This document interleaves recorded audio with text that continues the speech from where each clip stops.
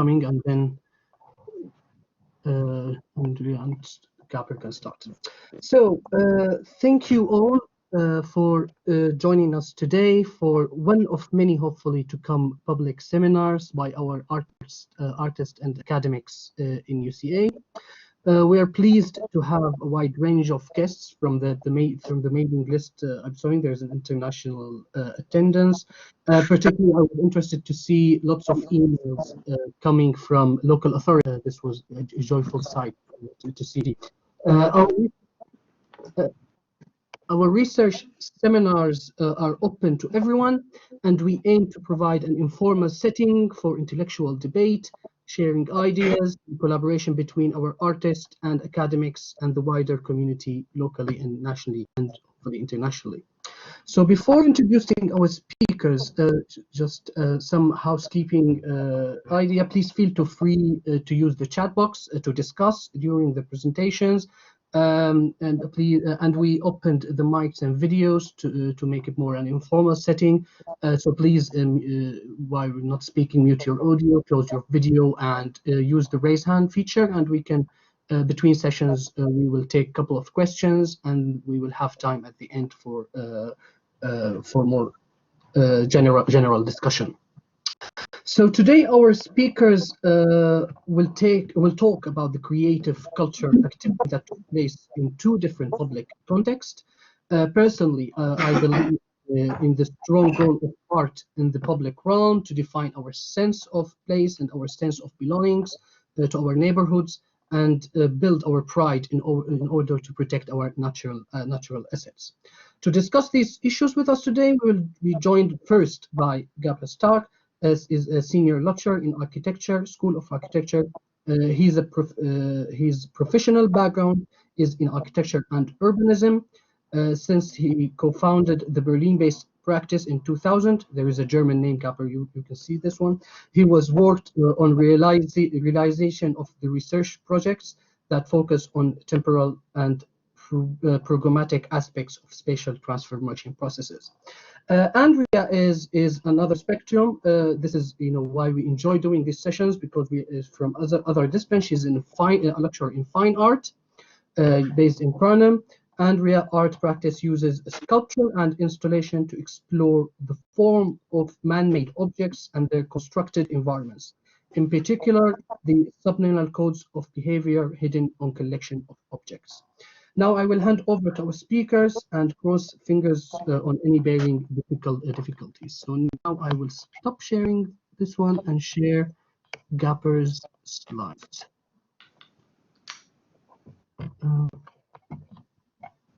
Share now. Hand to you, Gabor. Okay, thank you very much, Amir, for the invitation, first of all, to be part of this webinar and for your introduction. Hello, everyone. I can't see anyone else, but I hope you're all well. Yeah, I'm going to talk about art and the expanded public field. And I have to be swift because I only have 15 minutes. And as you can see, I have 16 slides in my presentation. One word about the title, or the expanded public field, which of course is a reference or half a quote of Rosalind Krause's essay, Sculpture in the Expanded Field. That's quite a seminal text that was published, or originally published, more than 40 years ago by now, in which Krause unravels the, at the time, new and emerging practices in fine arts that take sculpture as we know it and expand it into a wider field. I won't go into too much detail here, but I think that unlike yogurt, theories don't have a clear sell-by date, and I think there's still a lot of currency in that text, and I see my art practice as a continuation of that investigation, how landscape, architecture, and sculpture can interact in a wider and emerging field. Of course, things have moved on in terms of art practice, but things have moved on in terms of the public field that I will refer to today as well. What's that button? Amir kindly mentioned my background in architecture, and actually the public urban realm, public spaces, civic spaces was pretty much my home turf and still is since I started my architectural career, first working for other architectural practices, and then in 2000, together with Ines Rudolph, I co-founded the Berlin-based practice TX, Büro für temporäre Architektur, which means Office for Temporary Architecture. That's how it all started. But then we quickly moved on into larger scales, working nearly exclusively for public clients and more on the strategic level. So we worked on cultural landscape, temporary uses and how they can contribute to urban regeneration processes. The images you see on this slide is one of our projects, the Vriezner Park, which was a community-led conversion of a former railway site into a permanent public park.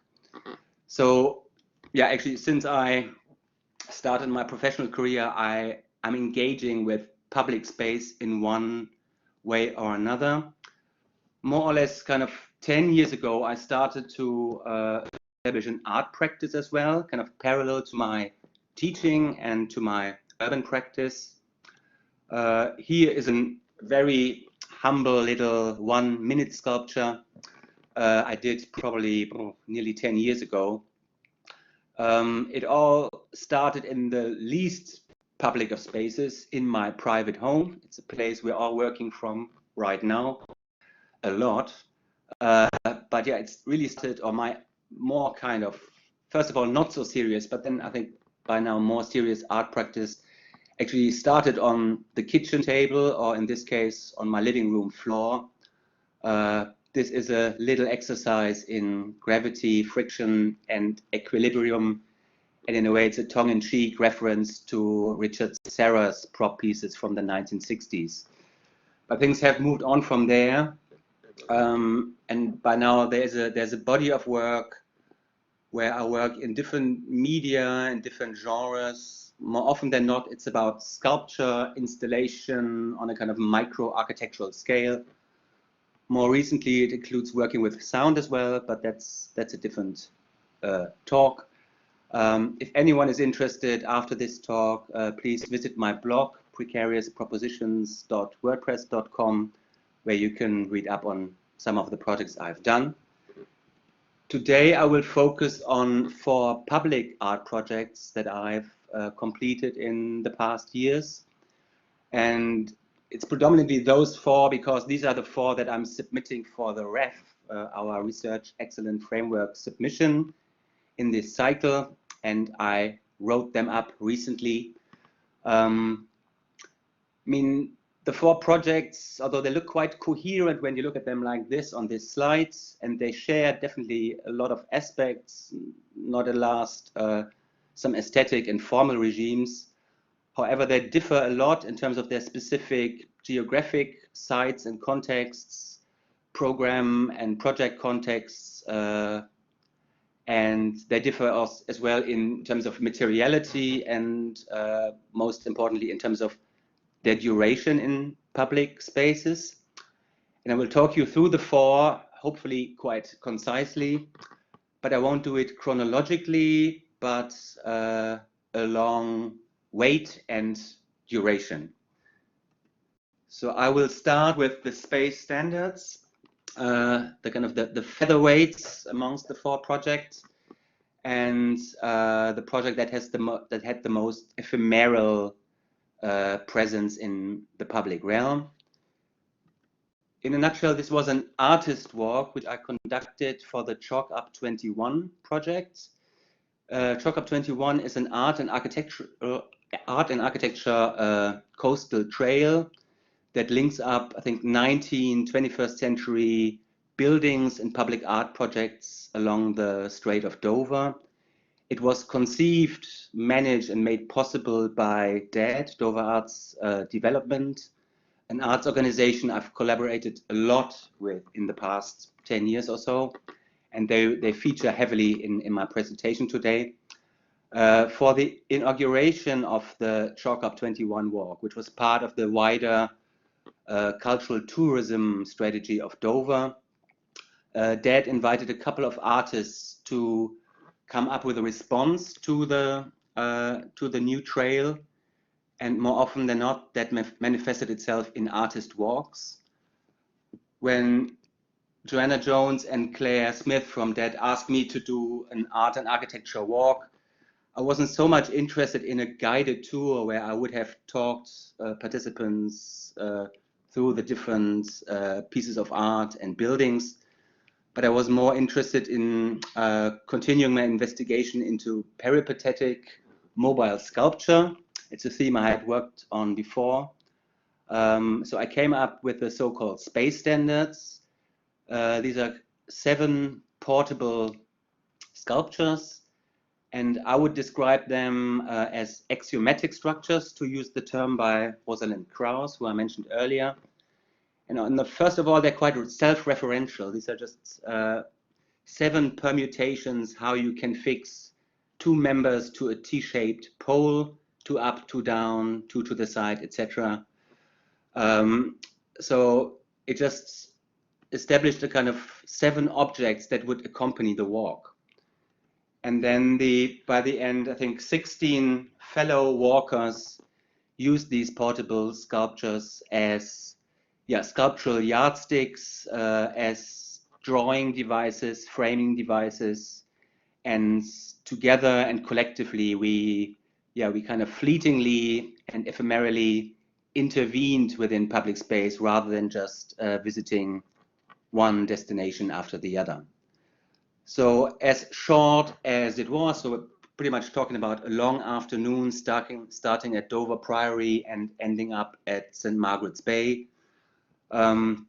It became, as I think, quite a productive way of cooperating with others, with the participants of the walk who could sign up for the walk for free, who don't stay kind of passive consumers of a guided tour, but become active collaborators and co-authors of the whole project and the walk.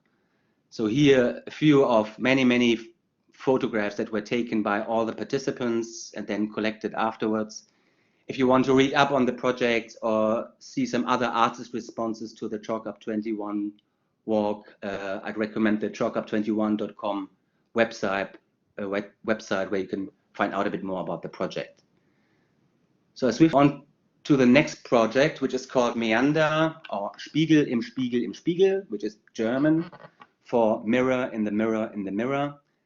This is a project I realized within an artist residency I had at Kersney Parks, again in Dover. It was a project run by Dover District Council, supported by Dover Arts Development. It was part of a kind of bigger funding that District Council got for Kersney Abbey and Russell Gardens, 2 quite popular public parks in the north of Dover. And as part of those bigger investments that were happening in the park, DDC and DAD set up a couple of artist residencies where artists were invited to create site-specific pieces of work with the aim to attract different audiences to the park and to bring different forms of art and culture to that existing public space. I mean, I personally was interested in all the water features you can find in these 2 parks. So here's a little quite diagrammatic site plan that shows the River Dower and a whole sequence of pleasure pools, canals, and partially covered culverts that meander through the park. There were some other meandering themes happening on the site. So on the right, you see some kind of early sketches, how I was planning to think about a site-specific installation or installations within the park. To keep a long story short, it finally became this object, which is called Meander. And it actually consists of 2 objects, the white one and the black one. Both are kind of meandering looped structures, and the black one is the kind of physically inverted version of the white one. And together they hold 4 mirrors in 4 different orientations, north, south, east, west. So again, I see this as a rather abstract piece, first of all, which just refers to its own kind of principles. But then the plan was always to install this, albeit only temporarily, in the site. So I installed it actually twice, and once it finally was placed in one of these open culverts. Here's one image, and here you get a bit closer. And of course, placed within the context with changing light, the wind changing the water, and the trees that are reflected in the mirrors, it becomes a much more complex structure. Here are just some quick detailed photographs of these kind of little situations within the object and around it. But then another part of the Art in the Park project was that every artist in residence had to come up with a public event. So of course, on the one hand, installing an object in public space, that's public presence in itself. But for my public event, I teamed up with the Canterbury-based composer Matthew Brown and his Leon String Quartet. So on Saturday, the 25th of August, 2018, we had one afternoon in the park, which was called Meanderings, Art and Music in the Park, where Matthew and his quartet performed these 4 pieces that you can see here around the sculpture. Including one world premiere. So Matthew kindly, without me asking him, composed a piece for my piece, which of course was a great honor for me. And I think the link to his score video was included in Amer's invite for this event. So if you haven't seen it, I recommend to have a listen if you like. So here is the quartet installing themselves. So they performed 3 of the pieces on that existing park bench in front of the object. Here you see a rather relaxed visitor in the background. This is Julie, the cellist, reflected in one of the mirrors. And then for the last piece, they broke up that more conventional setup of performing next to each other on that impromptu stage, but they kind of placed each other on all 4 sides around the object. I mean, the afternoon had, I think, 100 official visitors who sat down and enjoyed the object, hopefully, but definitely the music for, yeah, kind of a good hour. Of course, there were all the other visitors of the park who might not have sat and listened actively, but could still hear the music in other parts of the park. So in a way, it was quite an ephemeral presence and quite a gentle way of providing culture in the arts, but with the help of the music and thanks to some brilliant weather, I think it was quite a pleasant event. We move on to the 3rd project, and we leave Kent finally and move to Cyprus. The title of the project is Polykatoikia, Unité de la Cohabitation. It's a project I did together with Emilio Koutsoftidis, once a student of mine, but by now a fully fledged architect, friend, and regular collaborator. This was a project for Paphos 17, European Capital of Culture, and specifically a project that was called Second Nature. It started as with an international open call for art and architecture projects that explore the relationship between nature and culture. So yeah, in a nutshell, it was a kind of an international competition, and Emilio and I were one of 7 teams selected for realization. And our Polykatoikia nickname, the Cat Hotel, dealt with the nature-culture relationship of the brief, not by kind of including plants within a structure, but we focused or came up with a project for the stray cats of Paphos for various reasons. I'll come back to the site in a second. I mean, there's a long history of cats in Cyprus. Some are kind of crazy, mythical, but on Cyprus you find the oldest historic evidence of this interspecies bond between humans and cats in a kind of archaeological dig that's found a grave showing a human and a cat. More recently, Paphos and Cyprus in general, and one could include most of the Mediterranean, is more known for its kind of huge amount of stray cats, and there's a less jolly part to it, and there's a socioeconomic relationship between the amount of stray cats and the economic crash that we all witnessed in 28. So in the project ties into all these kind of cultural aspects of animals and humans.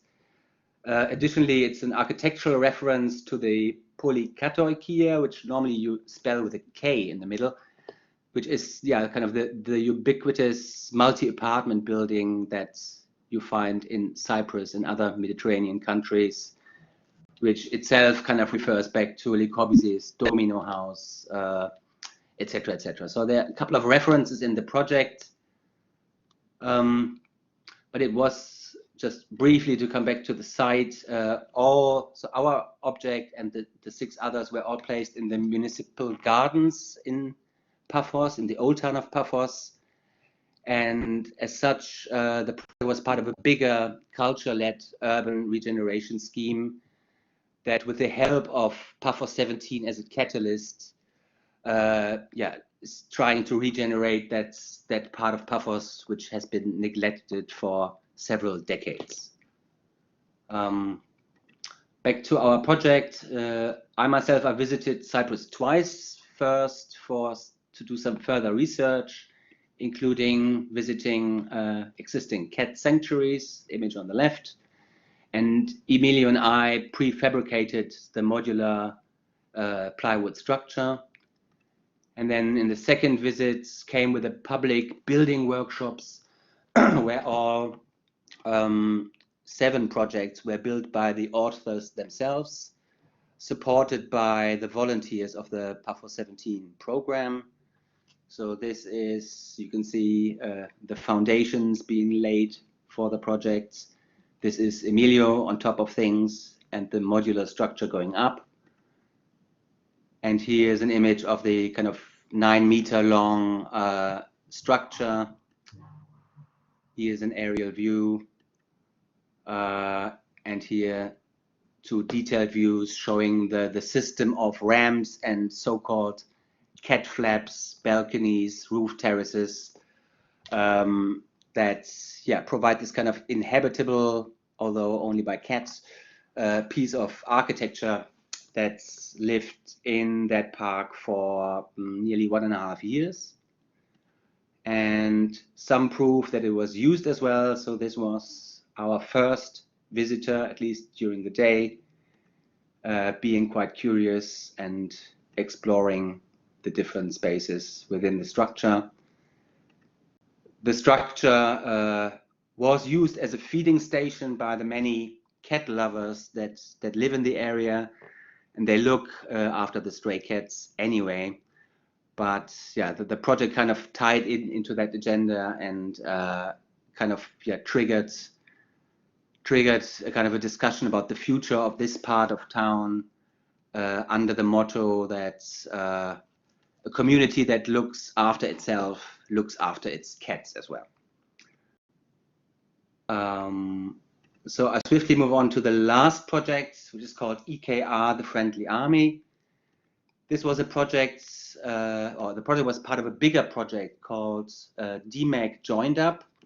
Again, it was a project set up by Dover Arts Development, and it involved 10 museums, culture and heritage, very often volunteer-run institutions, places in the Dover district, with the aim to link them up amongst each other, to trigger a bit more discussion between these different institutions within the district. And one big aspect of the 2-year-long project was to assign an artist to each of those partners, And each artist then looked into the relationship of either the collection or the specific site to the World War I. It all happened on the occasion of the centenary of the First World War, of course. I had the pleasure to work with East Kent Railway, which originally was built, set up in the very early 20th century, so just before the start of the First World War. It originally linked all the collieries of the East Kent coalfields with each other. That big network doesn't exist as such anymore. There's just one remaining part of the track linking Shepherd's Well, Eathorne with the former Tilmanstone colliery. And the East Kent Railway Trust is a, again, volunteer-run organization that looks after that remaining tracks. They restore and repair heritage trains, which you can run between Eathorne and Shepherd's Well. I explored the relationship of that site and its role during the First World War, and to keep a long story short, together with the volunteers, built 6 permanently sited sculptures, and they're all there, so if anyone is interested, you can go and visit them. They all have individual names, and they all have their own kind of narratives referring back to historic events on and around the site. I keep it short today, just maybe to mention one key reference points. These are the war horses that were transported on the East Kent Railway network during the First World War, when a remount unit was set up in one of the collieries, and pretty much, maybe not every single, but most of the war horses that made it to the continent traveled on the East Kent Railway line before they were sent to the front, and unfortunately not many of them returned. So that led to this kind of anthropomorphic approach. But more importantly, all sculptures, or steel sculptures I should add, were made out of materials found on site. And throughout the 2-year process, I really tried to work with the site as my key resource, not only in terms of the actual places that then later became the locations of the sculptures, not only in terms of the material that I could use for the sculptures, or we could use for the sculptures, but also in terms of the local expertise and knowledge of everyone who was involved. This is Mark Hopewell, one of the volunteers at East Kent Railway and my key partner in crime, although there were many others. And the projects of building 6 steel sculptures, it just wouldn't have been possible without everyone who was involved. So Mark set up a workshop in the woods, and I think it was in 15 or more than 15 building workshops where we incrementally found pieces that we wanted to use, designed the pieces, and then built them together. And I could really tap into the expertise of everyone who was involved. I mean, all those heavy duty works, that's their daily business when they restore their vintage trains. I myself, I can't weld, but there were lots of people on site who could. So it became a really collaborative process where, on the one hand, I was the artist who pitched the idea, but once the idea was kind of formulated, it really became an exercise in collaboration and co-authorship by building these sculptures together with all the other volunteers. So this is us setting up or putting sculptures on train before we then finally installed them in the landscape. It took several attempts, and this had to happen in several sessions because they were quite heavy, and there were 6 of them. But finally, all the 6 sculptures, they live always kind of in very close proximity to the existing track, so you can see them when you ride those trains. But we always chose locations that intersect with the existing public footpath, or at least farmers crossing, so that other passers-by can just stumble across them whilst you walk through the landscape. So these are the objects as you encounter them now. And yeah, if anyone's interested, please have a visit. They're not going anywhere anytime soon. They're all concreted in. I come towards the end of my talk. So here is kind of, it's just in big quotation marks, the credits for all projects or all 4 projects. I called it people. I also could have called it stakeholders, project partners, collaborators, co-authors. The point, without going through any individual names or institutions here, is it doesn't really matter if you do a permanent steel sculpture project or if you conduct an afternoon artist walk. As soon as you work in a public realm and do a public art project, you don't do it alone. You always do it with others. And for me, that's the beauty of these projects. Although it still starts for me at the kitchen table. It starts with a concept. It starts with an idea. But then these projects kind of generate their own lives as you go along. And everyone who is on this list, and probably I've forgotten a few people, I see them as active collaborators and actually co-authors. And none of these projects would be the same without all these people being involved. I kind of want to end just on a little literature suggestion. After the Arts in the Park project, Anita Sedgwick, the Community Engagement Officer at Dover District Council, and Joanna Jones and Claire Smith from Dover Arts Development put together this kind of double guide. So it's a guide for local authorities to work with artists, and a guide for artists to work with local authorities. And my experience and the experience of all other artists that have worked on the Kersty Park project and on many other projects conducted by Dover Arts Development in previous years had a kind of influence on that little guide. So if you're either an artist who wants to do a public art project, or if you're a local authority thinking of maybe engaging an artist in one of your locations, please get in touch with me or with Dover Arts Development or Dover District Council and try to get a copy of the guide. I finish with leaving you with my email address. If anyone should have a question afterwards, there's my blog URL again, and it's thank you for now for me. Thank you, Gabor. Very interesting and fascinating work. And we need to send these brochures around to our artists in the university. So now I will stop sharing this. And Andrea, if you can share your screen. And I think we will take questions at the end, bearing time.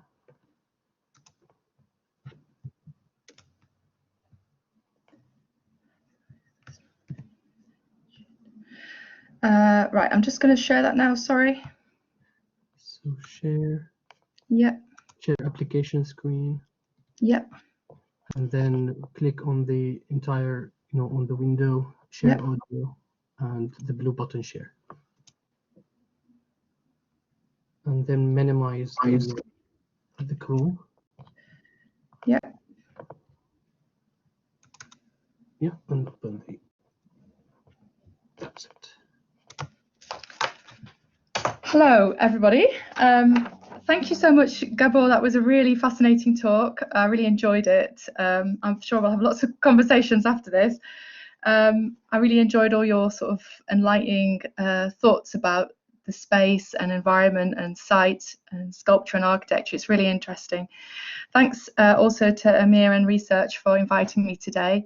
And to all the people that are here listening. I can't see anybody, and I've looked at the list. There are some people that I know, so that's great that you're here. I've got a series of pieces of work which were made really recently during my research project, Seeing Through the Ground. which was initially a project I did through Henry Moore Foundation residency at University of East London. I made a body of work in 2016, and it's developed into this project in Grisdale Forest, at the Grisdale Forest project space. One of the things that I'm really interested in is the connection between human activity in nature, mass production and sculpture, and how the agency of objects in the form of things and structures amongst humans and non-humans are shared or in contrast. A lot of the work that I'm looking at uses sculpture and drawing in the context of materiality, nature and archaeology, site and geology. So there's quite a lot of layers to it.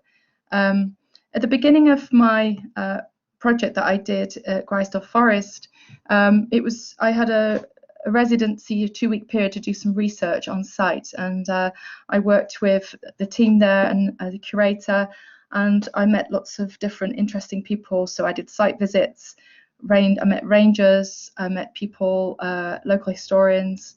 I also got to see some local industry and museum spaces as well that were working with industry. So what I was interested in looking at the relics of nature. So my presentation, I've got a few films that I'm layering in all the way through, just to give you a flavour of some of the kind of processes that I'm engaged in with sculpture and drawing. And you know, it becomes quite speculative when you're making work. You kind of allow it to sort of take place, but also you have a series of ideas that you want to explore. So actually visiting these sites, I was given coordinates by the rangers who were really helpful, and I went off and explored these sites, and I found all these relics of evidence of finery forges, of iron bloomeries of medieval period, and that was something I was really interested in because of my work with bronze casting. So I visited many of these sites, and I found them quite fascinating, that there'd already been archaeological digs, and there was also this evidence of former industries, because when you actually go into Grisdale Forest, it's a very sort of harmonious place. It's very beautiful. There is a lot of tourists there, cycling, walking, jogging, but sometimes you don't see anybody, and it's got this sort of huge kind of ecosystem which is really fascinating. So to find buried in the moss evidence of iron smelting foundries is I found that quite interesting. So the image on the right is from an industrial ruin that I came across called Stony Hazel Finery Forge, an 18th century bloomery forge, and the names of these objects, those the pieces of slag, are called locally, they're called mozzers, and I don't know where that comes from. Maybe it comes from moss, but a lot of I'd heard from one of the local historians that actually they use them on tops of walls to weigh them down. And just kind of carrying on with what Gabor was talking about, collaboration. I really, all the way through this project, I wanted to collaborate and talk with people that are working in the area professionally, but also who have knowledge of the history as well. I'm actually originally from Morecambe Bay, so it's not that far away. I used to kind of go there when I was an art student. I did a work placement in that site, so in the sculpture park, and so it always meant that I had to go back and do some work. So I felt like I already had a connection with the place. So this is an image of me drawing in one of the sort of ruined sites, which is the Stony Hazel Finery Forge. And I was just interested about the action of drawing, about what that does and what that brings to it, about how drawing and sculpture can relate to geology and industrial sites and their histories, and thinking about how drawing develops ideas in flux for me, particularly when I'm not building something physically, but I actually find it as a really interesting way to improvise and experiment with materials and objects as a catalyst for ideas. So I started to work with the process of frottage, as embossing structures through paper, to kind of get a sense of this, tangible sense of this materiality of the space, and to think about the work in a slightly different way. I spoke to a local historian who told me that there'd been some kind of feud in 300 years ago, and that this ruin was an act of arson. So it had another kind of history which you couldn't really imagine, because it had this sort of romantic feel. I think one of the interesting things about the projects, I had a solo show in the project space in the Grisdale Forest, is that I was able to kind of collaborate and with an art writer, Lizzie Fisher, who wrote a text for the show, and she talked about she wrote a really nice thing about the way that my process of my work and the way that I make work. So just a little quote from here. I've got a little zine. So she created a text for a zine which we had produced. We had 300 copies produced. So she's saying that, like, with my drawing on traditional techniques and processes such as casting, carving, and frottage is a way of accumulating knowledge pertaining to the nature of materials and the way they behave, knowledge about mass, volume, and spatial perception, knowledge in the form of skills and nonverbal thought, knowledge that feeds an intricate, evolving understanding of her environment. So I think that really felt that was a big part of this project. The image on the right, the object on the right, is a sculpture I made during the project I did at University of East London. So it's a bronze cast from waste packaging. So I've done the whole series of these where I worked with exploring the idea of a universe in a plastic bag or a cavern, and thinking about geology, about time. So this is a kind of, in the end, the form becomes a kind of a torso. And it's literally inside out by the way I cast this piece. So the right side's on the inside. You have to look through the portals to see the real side of the sculpture. And I was kind of looking at Renaissance casting, building from a core, and that methodology of lost wax casting, and thinking about that in relation to these industrial processes in nature. And in the sense that I kind of want to get beyond just the surface of a sculpture, but I want to get inside it. So it kind of plays around with the idea that maybe this object might have some kind of aura, or it might have a bodily presence because it has this inside space.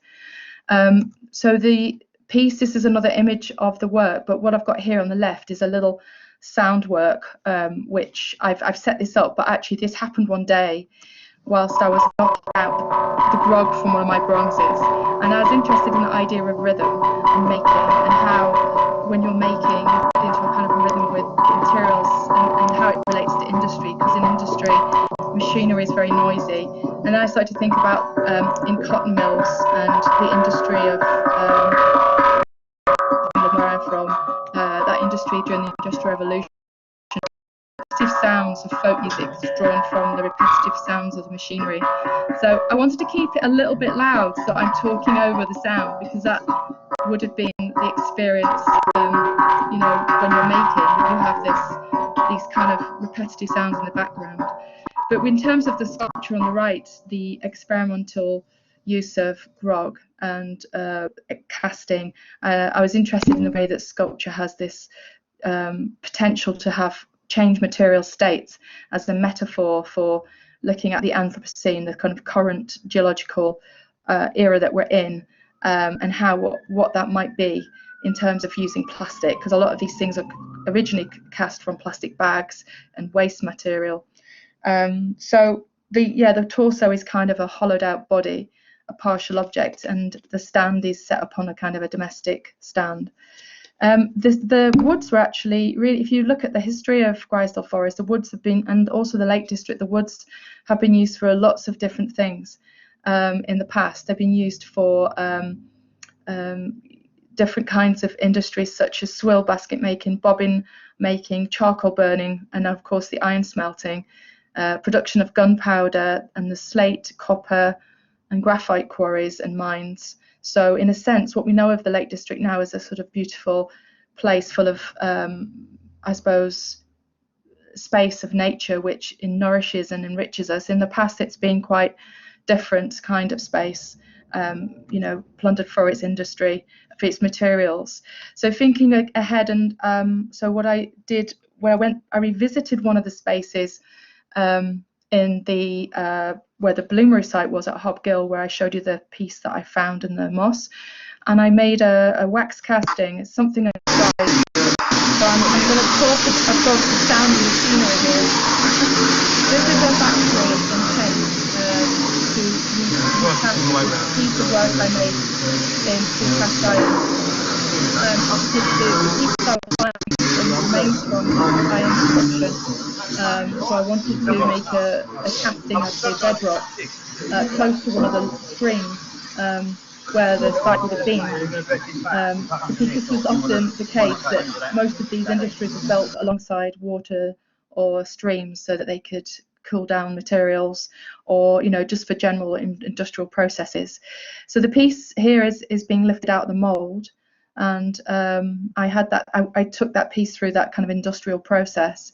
And then the final image on the right here is the actual piece Carbon Delta, which is made from ductile iron, mirror, cable reel. The thing about this work is that I kind of sculpt the cast as well, so it's not just a straight cast. I want to kind of bring in another layer of narrative to the work. So it's a mirror of the original rock face. It's a negative of the rock, and it's something that I'm thinking about fossil making as well, about geological structures and mountains. When I do these wax casts, sometimes people walk past me and I engage and talk to them, and so it's very much a kind of solitary sort of practice, but also it's about me going out in nature and looking like a walker with a backpack, and actually in my backpack I have all these materials, and I find ways of casting my work and then taking it back to a space in which I can then reconfigure it into another material. I'm interested about that history of placing sculpture in the landscape, and Greystone Forest has that history, and something which, in terms of human history and how it relates to another history of industry, so that history of art in landscape, also the history of industries operating out of nature and in landscape, and also about my labour involved in making the work, taking from wax to metal as a metaphor of human industry and manufacturing. I'm interested in my involvement in it also, and the experience as a kind of, and also that the casting process is a kind of mimicry of forces of nature between human time and deep time. This is another little film just of the surface of the cast iron, which I took shortly after making it, record it in a day, and then I took it to the metal workshop, and the angle grinding going on in the background. But this idea of the shaping matter, and also the excavation process flips over into this quite soft terrain, where the sculpture is this small scale topography, possibly of a mountain chain, but this could be several things really. That a lot of the work that I make tends to sort of intertwine several different aspects and stories and encounters with different groups of people and industries. So this led me to then go and visit the Stockport bobbing mill to make a series of work from there, because that actual industry was still running, but not as a bobbin mill as such. It was for tourists. So the bobbin mill production had already finished by, I think it closed around the 1970s, but the history of bobbin making was taken up after the iron bloomeries closed down, and after all the surplus of charcoal, the coppicing of the trees and the surplus of charcoal, they used the coppice wood to make bobbins. And I think there was around 65 of these mills in the Lake District, quite a few around Greystone Forest. And so here's a picture of me sort of using frottage to kind of get a sense of what's, getting up close to, the actual workers, and the workers in there are the tour guides and the tourists. The tourists are walking around learning about the history, and I was silently kind of making these drawings in amongst, the activity of the museum. It was a really great collaboration to work with Greystone Forest and with this museum as well, so that all these different partners made it really enriching. The object on the right, you probably don't know that, it's called a swiller's mare, but it's for oak bark peeling, so that you can make swill baskets. If you see on the left image, there's a basket next to me on the floor, which is a sort of a circular basket. They were made during that period, and they would be used for objects in the factories or at home, domestic objects for putting materials in, or food, even carrying a baby. And so this seat had kind of seen this piece of redundant technology in the museum, in the bobbin mill, was just sort of lying there, and I was interested in the seat, that kind of contact with the worker from the time before. So through this drawing, this frottage in the lathe shop is a kind of dividing wall between the one of the spaces, and it shows all these kind of boot markings and foot markings, as people would have been working. And I was really interested in how it looked like a kind of geological strata, a rock formation in the workshop or an outcrop of stone. And one of the things that's interesting about graphite, because obviously there was a big graphite mine in Borrowdale, not far away from Grisdale, is that it was really sort of a lucrative business, and so it was protected by soldiers in the 18th century with blunderbuss, because it was very valuable. It was used to lubricate ships' rigging, separating layers in iron molds and castings like I'd used in the foundry, for polishing ironware and also for glazing earthenware pots, and later for manufacturing of pencils. And so there is a pencil museum in the Lake District. There's this kind of histories of materials are bound up in some of the kind of tourist spaces that we go and see now. It's very interesting what lies beneath the ground, and also how it is kind of kept, or it's developed through time. And the idea, the act of the frottage, that kind of embossing, the intimate bodily presence collapsed into time and space and location, with myself, my handprint, my DNA, the action, the paper, the graphite, the object, the time, the space. I think all of those things found its way into the work. This one here is like, one day this kind of ghostly body appeared in the seat of the Swiller's mare on the left. It took me a little bit by surprise. Wood shavings on the right hand side, there's near the still you can see in the mill, but I was told by the kind of tour guides in there that actually at some point the mill was that the shavings were up to your knees because it kept the mill warm, but also it's protected. Yeah, it just protected the workers in some way. I've just got a little quote here from one of the historians I met, Sue Tiplady, who wrote about the workers in the bobbin mills. She described them as, and this is a source that she had from the time, the bobbin mills workers were once described as pale, anemic race of men, very different in build and physical powers when compared with agricultural workers, because their osseous and muscular tissue are never called into active exercise, and consequently they are imperfectly developed. Sorry, I'm just going to take some water.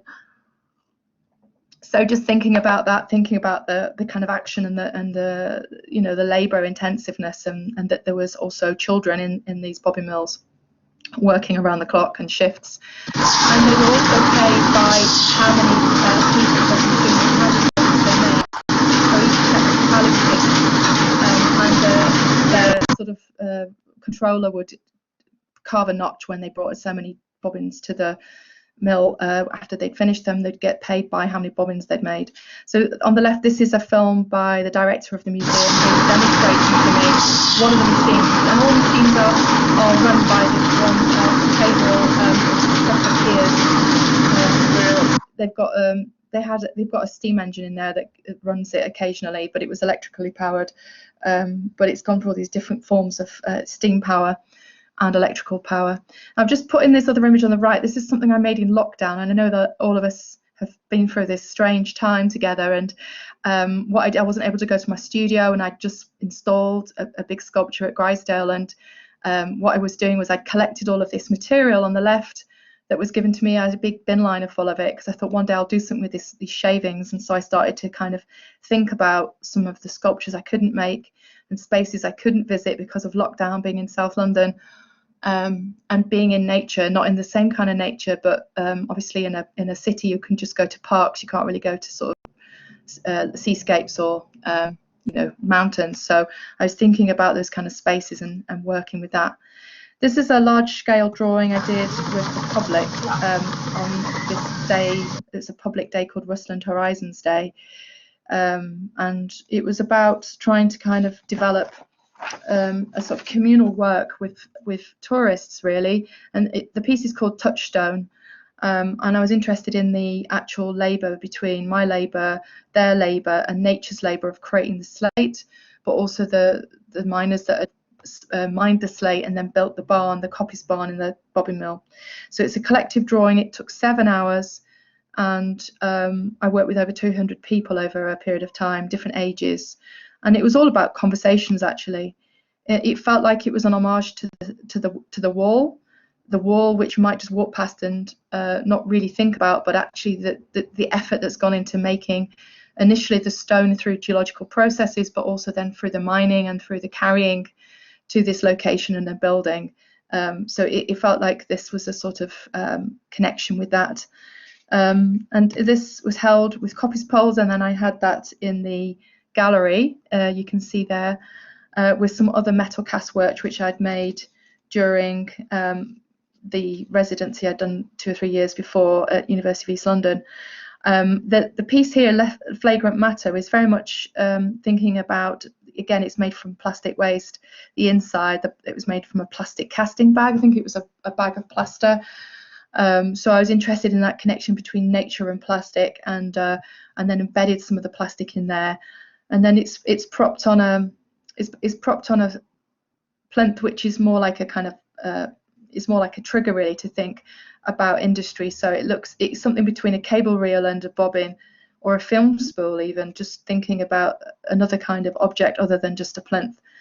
I think the interaction between the public's really important in the gallery space also, just thinking about how people can access the insides of these works by looking through into the insides of the sculptures.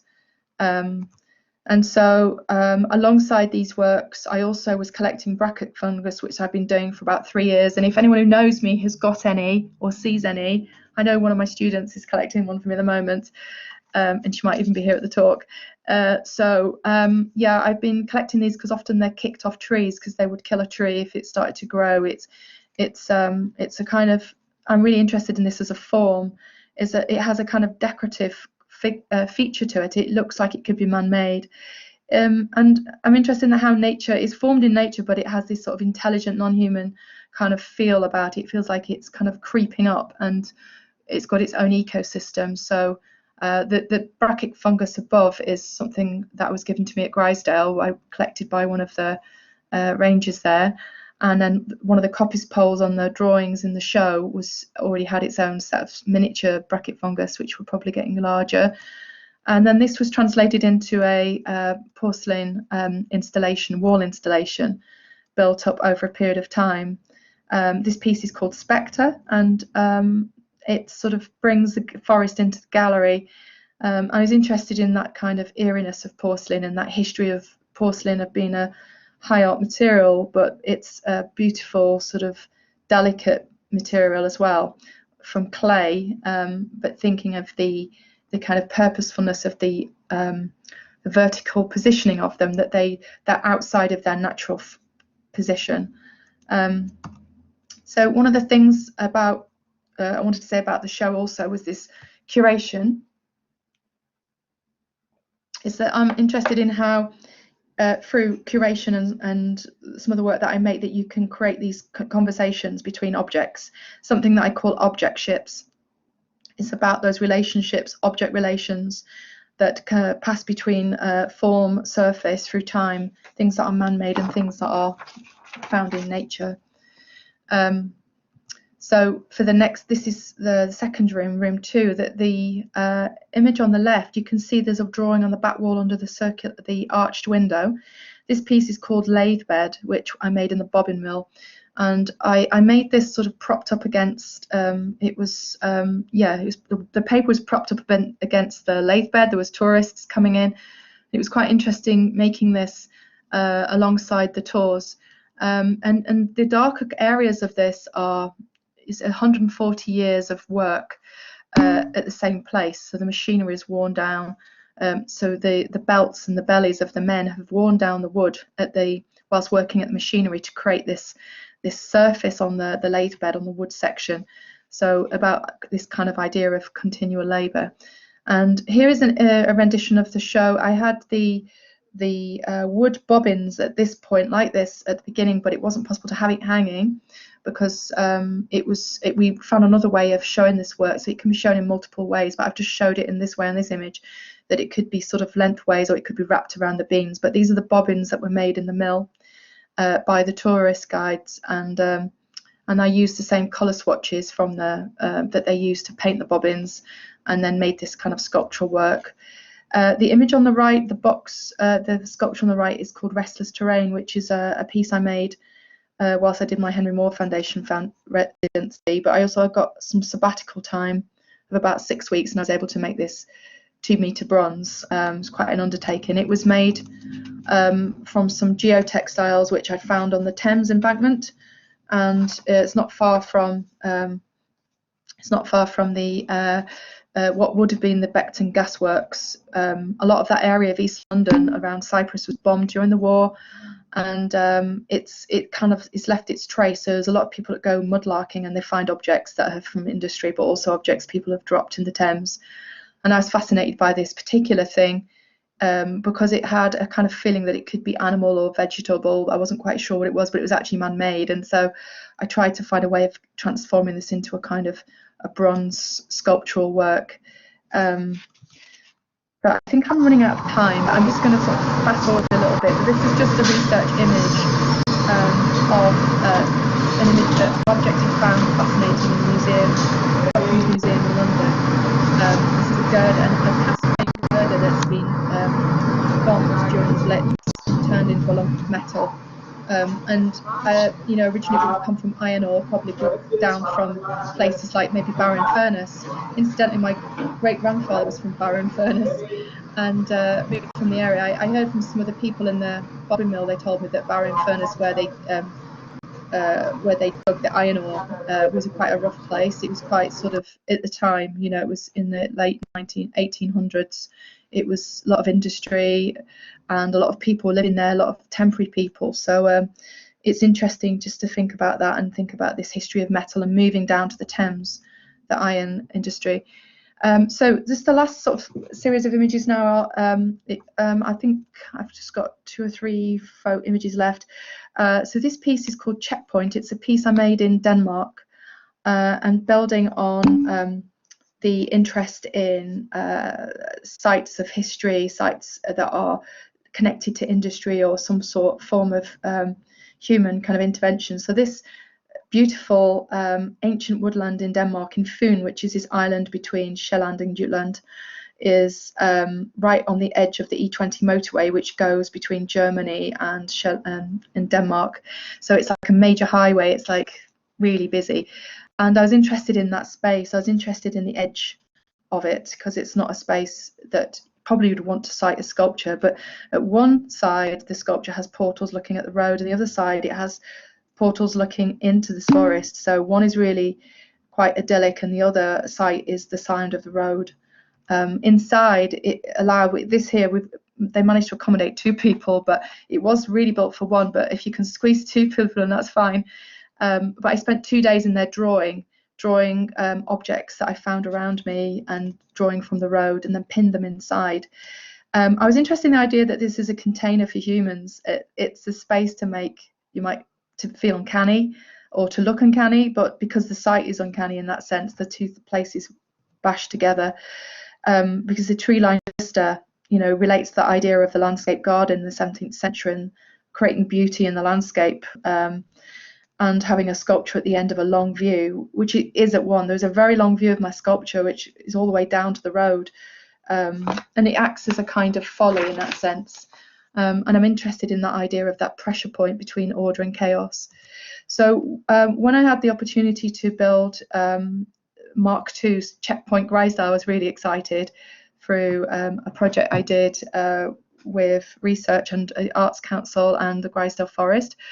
I made a bigger version of this and made it so this is me in my studio, getting very intensive making days making this work, but it was over like a design period, working with different people, designing the piece of work.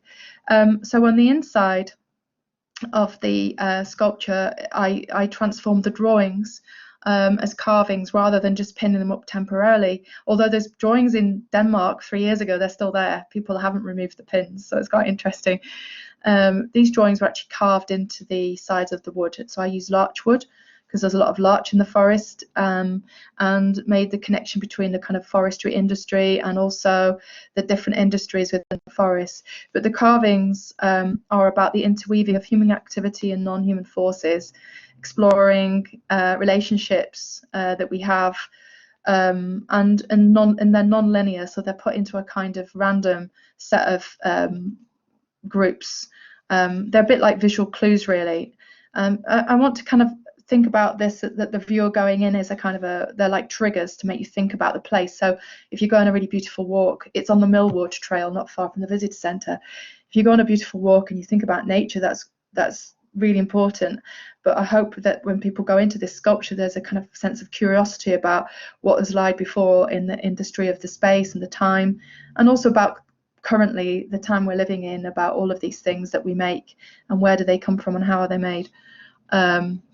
So it's about questions really about our relation to human industry and nature's industry, about the objects in the forest, both constructive and destructive, past and present, from industrial and military history. Nearby there is actually it's like a big car park and a building called the Yan, where there's a lot of really interesting public engagement projects in there. And there's this artist studio now, but that used to be the site of Grisdale Hall, and that during the Second World War was then commandeered to be a prisoner of war camp, and so that had that military presence at that point. So the sculpture you can see, this is curator Hazel. I think Hazel's here today. Inside the sculpture, we just installed it, and then on the right the drawings inside, and the colour is of this. I deliberated for a very long time about the colour, but I was thinking about the colour of the hues of Grisdale, about the history of iron smelting, about larch bark, about leather history, leather industries, and the rich brown pigments flowing through the nearby streams, which I found out about on the day when we were meeting. Somebody walked past, but I knew that there was these kind of pigments in the soil, and in the summer the colour will really stand out against all the greenery, but in the winter and the autumn it will probably camouflage itself. So, and through the middle you can see the treetops engaging adults and children with contemporary art, and that was my main focus really, is that to get people to really think about these kind of spaces and histories and these layers of time, and I suppose that kind of use of materials as well. I've got an Instagram account for Checkpoint and I manage it, and if anyone visits, please do photograph it and tag me in and I will put it on that. So this is a photo I found online from somebody who'd visited and put it on her website, so I was quite pleased. During lockdown I couldn't go and see it. I haven't been to see it since I've installed it. I've not been able to go, but it was great to see it with bluebells around it.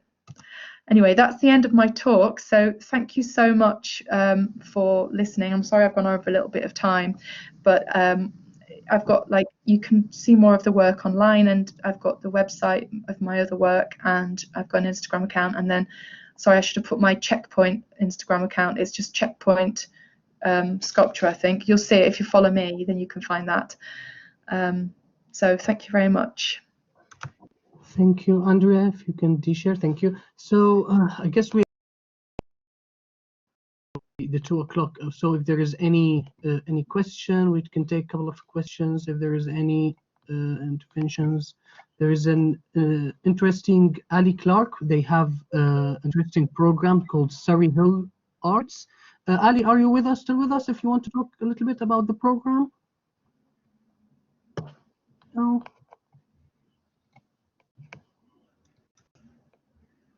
No.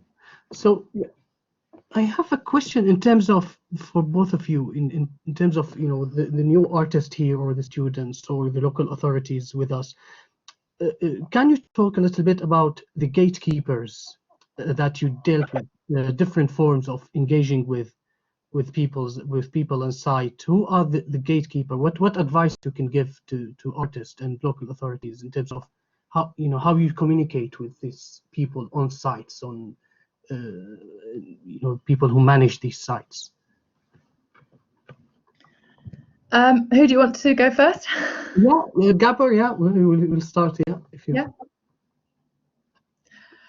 So for me, for this particular project, it was through Grisdale Forest that I started this collaboration. So I got in touch with the curator there, and then it sort of built from there really. But I think all of these things is about negotiation. So you have to make sure that you do your research, and sometimes you might want to build a project which initially there aren't any collaborators. You have to start from scratch, and so you have to sort of spend quite a bit of time trying to sort of find ways to how do you get in contact with different people and different partners, because sometimes it might not be possible because maybe they're busy, or maybe they've already don't have the budget to work with you, or maybe they're already doing something similar with another artist. So often, it's not always a certainty that you might work on a particular project, but this project that I showed you today, that was something I built myself from scratch with collaboration with other partners. There's some obviously opportunities you apply for and go through an open call, and that's a different sort of set as well of approaches. But I think it's really important to communicate really well and to make sure you have good documentation of your work, and then you can put together proposals, put that into a sort of fairly simple document that is translatable outside of the art world. That you might be talking to I don't know, somebody who's not used to looking at contemporary art. So you've got to be able to kind of communicate to lots of different sorts of people. Gabor, if you can unmute your mic. We can't hear you. We can't hear you, Gabor. Can you unmute your mic? Wait. Yeah, we can. Sorry. I think I hinted at the sometimes quite complex networks that come with public art projects. And as I said, I think it's part of the beauty of these projects. But yeah, sometimes they make them quite time-consuming as well, and sometimes difficult as well. I mean, the different parties, I don't know, commissioners, public authorities, the artists, etc., etc. They have different interests. Now, they don't start on a project having the same goal necessarily.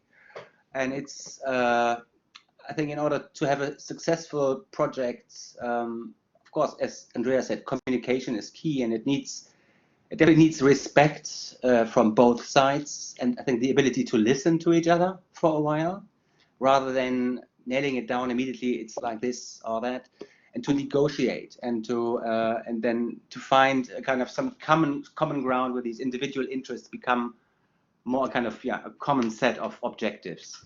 And I think then it's still fine that by the end of a project or during a project, there's still individual agendas going on. It's not that super collective that does a project together, and there still might be frictions and sometimes productive misunderstandings. But I think it's important to hit that moment where there is a moment of trust and the right amount of time as well. And then I think all these, I don't know, obstacles can